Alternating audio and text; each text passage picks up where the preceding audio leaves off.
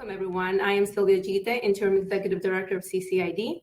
Thank you for joining us today to learn more about how to reach and engage with the growing undergraduate student market in India and Southeast Asia.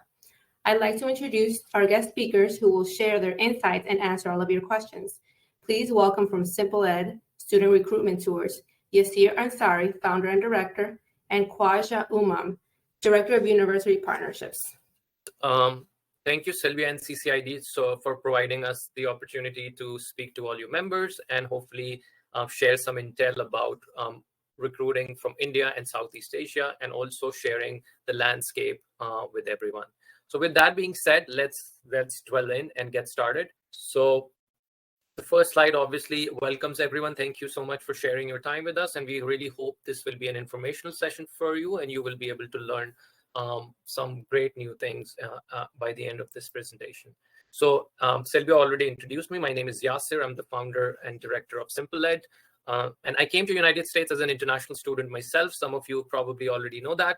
And I discovered community colleges accidentally. Ever since, I have tried to make it my mission to share about community colleges with as many students, counselors that we meet all across the world, because we truly believe community colleges provide a lot of value and almost are like a hidden secret of United States. And we are trying our best to expose that secret to the rest of the world. Joining me is Khwaja, who has been with Simple Ed ever since we were founded. And Khwaja is very active in reaching out to universities and helping them sign up for our tours, and is very active with NAFSA, CCID, and other organizations within the United States.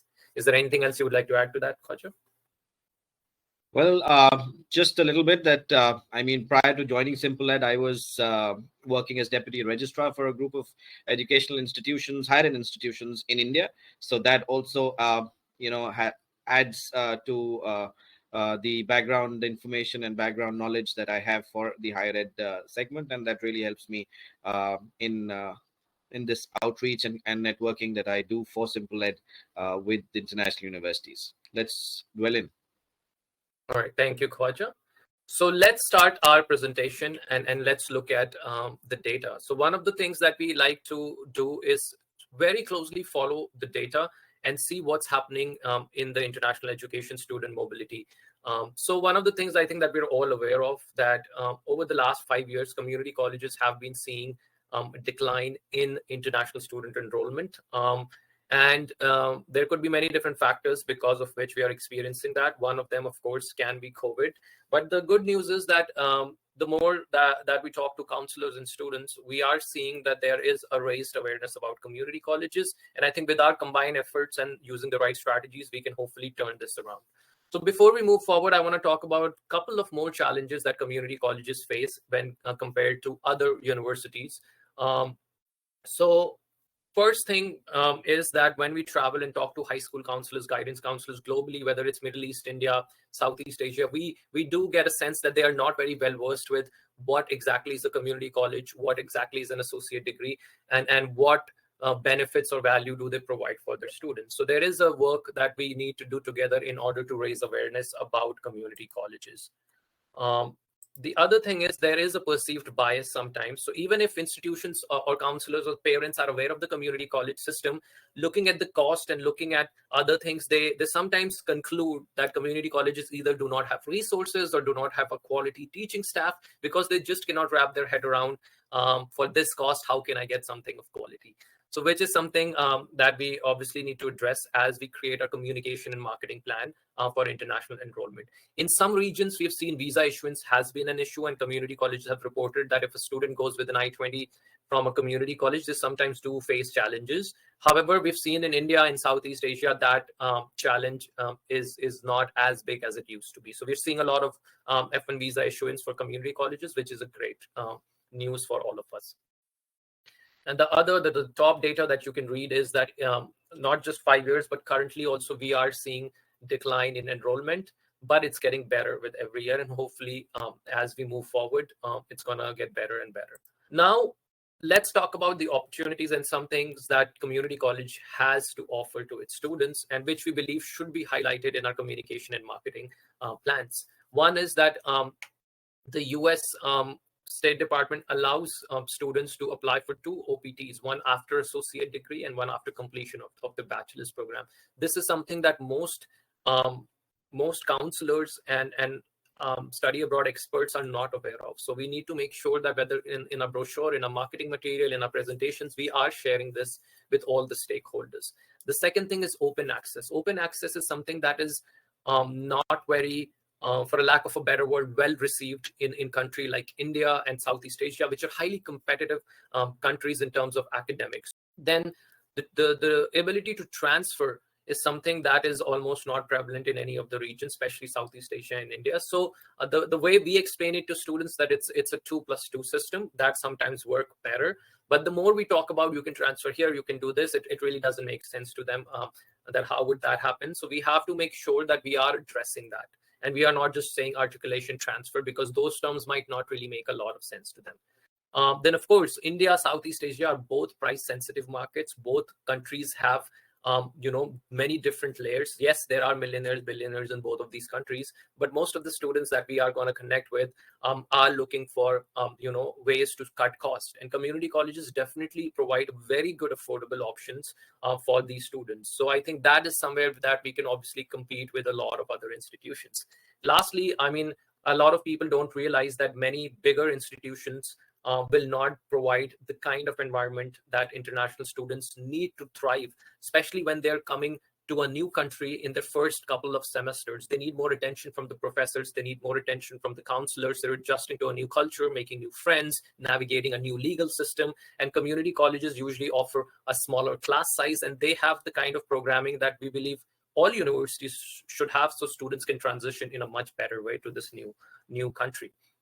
So that is something that we can also highlight. So use community college as a pathway to US higher education. That is a messaging that can be created and shared with the rest of the world as we move forward. This is no secret that India and China are usually the top 2 countries that everyone likes to focus on. But we went a step further and we tried to look at the enrollment data for community colleges. And once you compare this chart with the chart that I showed you previously, there is a huge difference. So one of the things that we are encouraging and requesting everyone to do, that once you're creating your strategies and your communication plan, please try to look at the data for community colleges and not just data for the whole of United States, because that might not be directly relevant for you. So there is a huge potential for community colleges in India that we believe, because if you look at Vietnam and Vietnam's population and compare that with India,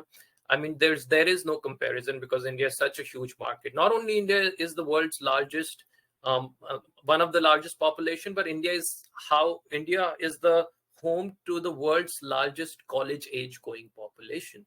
So when you just look at the college age going population, India leads the chart there. So now I'll invite Khwaja to share about India's education system and what the current market looks like.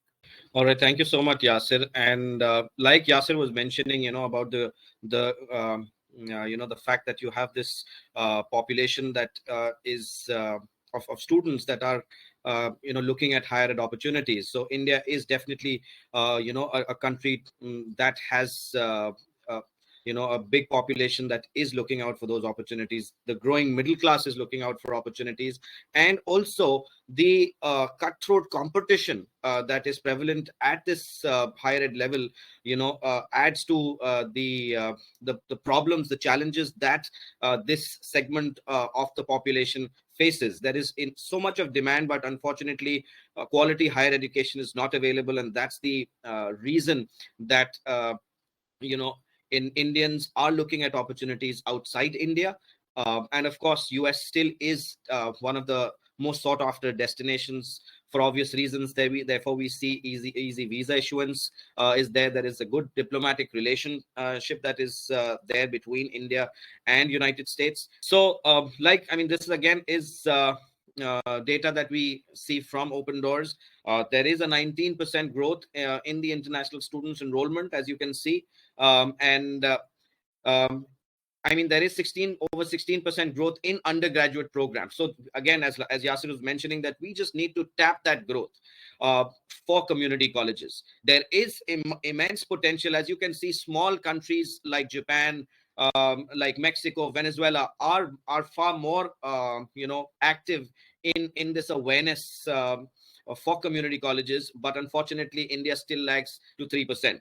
Now, another very important aspect to understand is the tier 1 versus tier 2. So community colleges need to understand the right market or right segment that they need to address to. So of course, there are a lot of US universities for the 4-year institutions visiting India, but their focus is primarily the tier 1 cities. Their focus is high-end private institutions. But for community colleges, tier 2 cities are more that need to be focused on. National board schools are more that need to be focused on.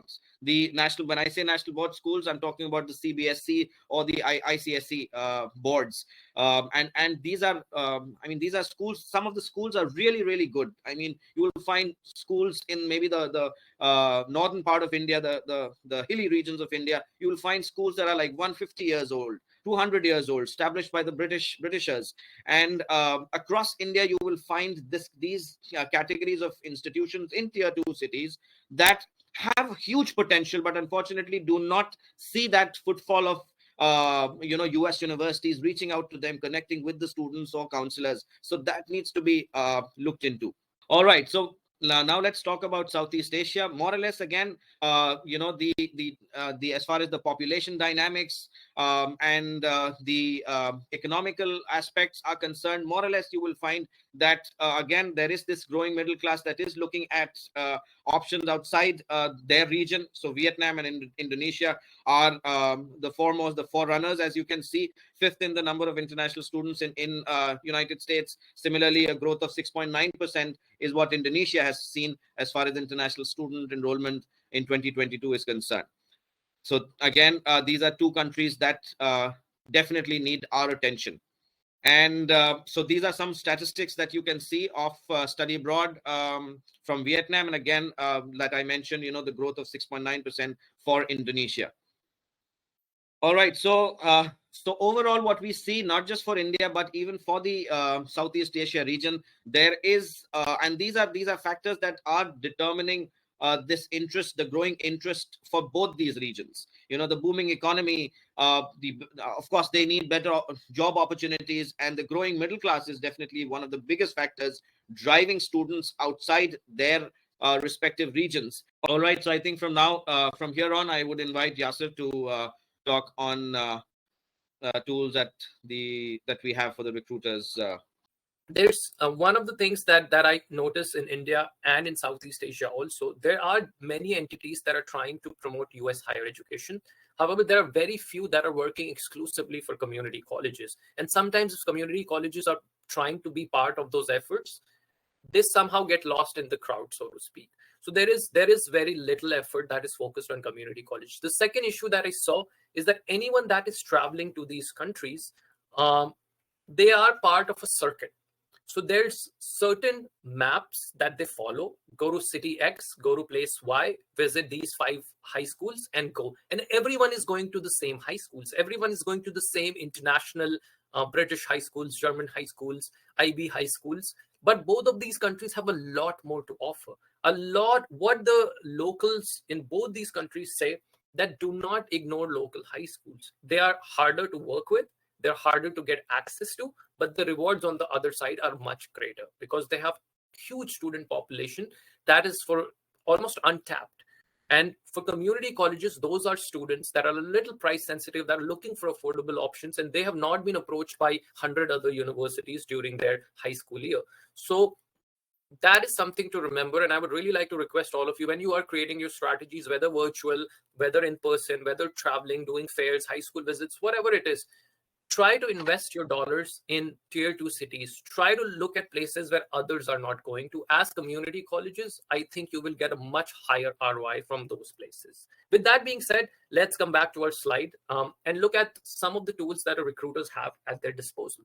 And we were trying to do an analysis of what will be the best strategy or the best tool for the community college. And very quickly, we found out that agencies mostly do not work well for community colleges for two reasons. Either most agents do not know about community colleges enough themselves. Secondly, it's very hard for most community colleges to match the commission that they're being paid by other private universities or other universities from other countries including United States. Some agents want at least $4,000 per student, which is something that I think most community colleges will not be able to match. The other problem with using agencies is that they have thousands of institutions in their portfolio. So when a student walks in, they're just overwhelmed with choices. So how will a college from Utah from a town that no one has even heard of, how will the agent sell that to a student? And then secondly, most of the students that are deciding to walk into an agent's office, these are students that have already made up their minds about, I'm going to go to this specific country, and they have a vision of where they want to go. The second is fair. So fairs are very popular. A lot of universities spend their money on fairs. But what we have found through our research and other people's research, that about 80% of footfall in most of the fairs is for graduate programs only. So that really is a disservice to a lot of community colleges, because most of you do not have a graduate program to offer. And most of the people that you're talking to in the fairs are not your target audience. So we believe fairs are not a very good fit unless there's a specific community college fair. It might not be ideal to invest your time and money on that. There are some virtual and online activities. Some people have done it successfully, but it's very challenging to stand out virtually in today's world, especially after COVID, when people don't want to be on Zoom. They just have had enough of Zoom classes and virtual fairs. Scholarships are a tool that a lot of universities use to attract students. However, most community colleges are already so priced that it's very hard to offer scholarships. Once again, MOUs that we've seen, most high schools internationally don't like to do articulation, or they're not capable because of the rigorous curriculum that they have. So most of the MOU happens on a higher ed to higher ed basis, whether it's 2+2 program, joint degree, or anything like that. So community colleges cannot really use that effectively. So one of the strongest tool for community colleges, we believe, is networking with high school, networking with guidance counselors, and just investing there, because visiting high schools give them two things. They get to choose where they want to go and what kind of student body do they want to address. Secondly, it helps them address the main problem that is with their recruitment, is educating their customer, educating their audience, that what is a community college, why you should consider it, how can it be beneficial for you? Because in every high school that you go to, there's like 3 to 5% high achieving student. Rest of the students are looking for a way to get into a decent college. The rest of them are looking for, hey, how can I get my GPA up and maybe get into a more selective institution? So those are the students that we want to talk to, who might not have been able to get their plan A. So community college is a strong plan B that's giving them almost like a second life. Once they get their grades up, they can transfer to a great institution. And that is something that a lot of them don't even know is possible. So now when we talked about high schools, the other thing that we want to share is how to select high schools to work with. So some of the things that we really carefully look at is high school should have a counseling staff team member. We like to see a counseling department, but of course in India, Southeast Asia, there's very few schools that have that. So it's important to connect with the high school counselor, because they will be your point of contact. It's their full-time job to help students with this. So they will be appreciative if you try to connect with them. The second thing we like to look at in the schools, that do the students from that school have the language proficiency. That makes your job easy. Then you're talking to students, and also they will be able to pass TOEFL, IELTS, Duolingo, any requirements that you might have. The third thing we look at is we are really trying to share that focus on tier 2, focus on the local schools. But at the same time, we want to encourage you to look at the paying capacity of the students that you're talking to, because every conversation cannot be about money. Every conversation cannot be about cost of attendance. So it's advisable to look at what kind of student body does this high school cater to, and make sure that that student body has the paying capacity. This could be gauged easily by looking at the fee structure of the high schools and trying to analyze if they are a good fit for you. And lastly, counselors will tell you, the graduate report of schools will tell you what is the trend of their student body going abroad. If the students from that particular high school are going abroad, and that is something that this high school is promoting, they could be a really good fit for you, because they'll be open to your message, they'll be open to doing programming with you, they'll be open to welcoming you on their campus, virtually or in person. So those are some of the strategies we use, and we would like to share the same with you. So now, some tips that we gathered that you could implement when you're trying to reach out to a new market. Sometimes we see that institutions go into one market and they're very successful, and they try to copy paste the exact same strategy into the other market, and it does not work. So every market needs a very specific kind of marketing communication plan. So for India and Southeast Asia, one of the things that we want to share with you is try to learn the jargon of that language, of that region, and put that in your promotional material, whether it's a brochure, emailer, or it's a presentation, right? So for example, in India, most students will not understand what is a GPA, right? So we use percentage. So instead of saying we need 2.5 GPA, it would make more sense to say, hey, we might need, XYZ GPA, sorry, percentage. Understanding the education system, that will help you a lot if you do understand the basic K-12 education system. So if a student says, hey, I am from CBSE board, does that make sense to you? What does that mean for you? And that will help you design your brochures, your promotional materials in a way that it will really resonate with your target audience, right? So you're saying, hey, if you are from CBSE board, we need 75%. If you are from ISC board, we need 80%. If you are from IB and Cambridge, then we need this. So in just one line, the student can really learn what do they need to get into your institution. And that's a very basic example. There's a lot more customization that can be done, which is what I'm talking about. But the last point on this slide is something that I draw attention to, is if you do have a lot of international students on your campus currently, try to send a form to them and collect information in what high school did they come from. Those high schools are a great place to start. If your student is happy and it's an active student, why not start with that particular high school and say, hey, one of your students or a couple of your students are already on our campus. They're doing great. They would like to talk to your existing student body and tell them what an awesome experience they're having and how to navigate US admission process. Now, the students that are currently in that country, they'll be a lot more comfortable talking to current students rather than talking to me or you. So your current students can be your best advocate and a bridge to a lot of high schools. All right. And then one of the last things I'll share is understanding the F1 interview process and the basics of it. Because one of the first questions that student will always be asked is, why do you want to go to X institution? And if that's a community college, the follow-up question would be, why community college? So it's very important for us to understand that all the work that we do comes down to this. I didn't know so many things about the things that you taught about certain I just studied there. But so Alien, about the term community college, can you tell me about it? Is like private college or state college? What do you mean by that? Community college. I'm sorry, what the question was, what do I mean by community college? Is that Yes, the it question? is. Yes, it is. Okay. I think by community college, I mean two-year institutions, specifically in United States, that provide associate degree to students. Okay. And sometimes what I was saying is when students go to the visa interviews, they might not be able to articulate what is a community college. And sometimes because of that, they do not get their visas. And so it's very important for us to make sure whether we're having virtual visa preparation sessions. I really want community colleges to help students through the visa process, because some of them do get advising from agencies or their friends or someone who might not be the best person to get that advising from. Because as community colleges, the students will be asked extra questions. And if they can answer those questions effectively, they will definitely get their visas. Sometimes like students that I've spoken to, whenever there are visa denials, they're not able to articulate like, what is a community college? Why did I choose it over a 2-year institute, over a 4-year institution? And just to save costs, it could be one of the factors, but that could not be the only reason.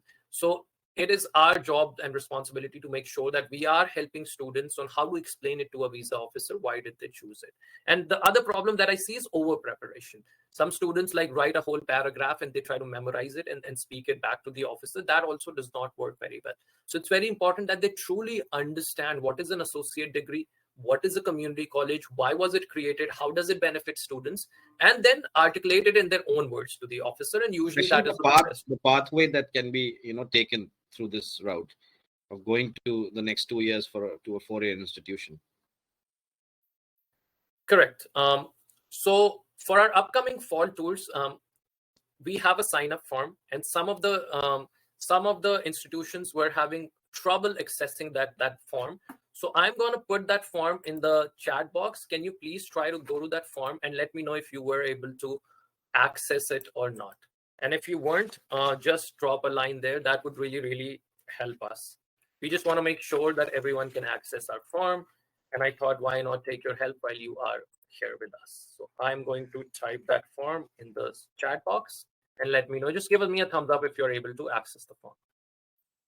So that was our presentation. Thank you all so much. If you have any questions, please feel free to type it in the chat box and I'll be happy to address them. Thank you so much. And I will go ahead and stop the recording now.